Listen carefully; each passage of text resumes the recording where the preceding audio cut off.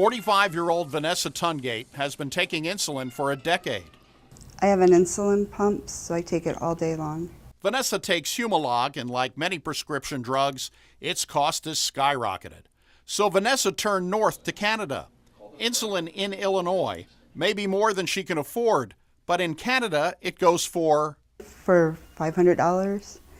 Here, 6 months is $2,000.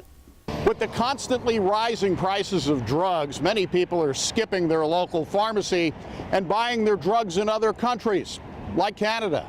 People are walking into their pharmacies today and seeing the price of the medicine they've had for 20 years double for no explanation other than the fact that the drug companies can do it, are doing it, so they can make outrageous profits.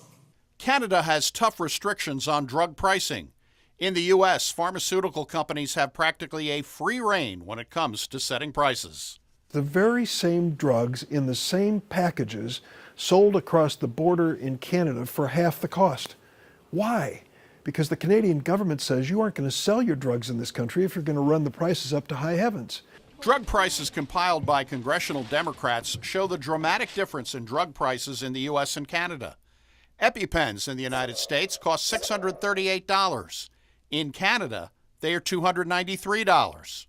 The cholesterol drug Crestor, $779 here, only $201 in Canada. Some in Congress want to allow patients and U.S. pharmacies to bring prescription drugs in from Canada. So the thought of bringing these same drugs made by the same American companies back into the United States so that Americans can take advantage of this Canadian initiative seems reasonable to me. I call them and they ship it through the mail. Vanessa was already a diabetic when colon cancer hit her. I was a diabetic before the cancer, but it made it twice as bad. So it was harder to control, so they put me on the pump. Vanessa is in remission, but cancer drugs are often out of reach for many Americans. Letters from oncologists all over this country who tell us their cancer patients cannot afford the outrageously high cost of the medicine people need to stay alive. The FDA does not challenge people who bring Canadian drugs into the U.S. if it's less than a 90-day supply and is for personal use. The drug companies say, oh, bringing them back across state lines, safety issues, this and that can all be handled.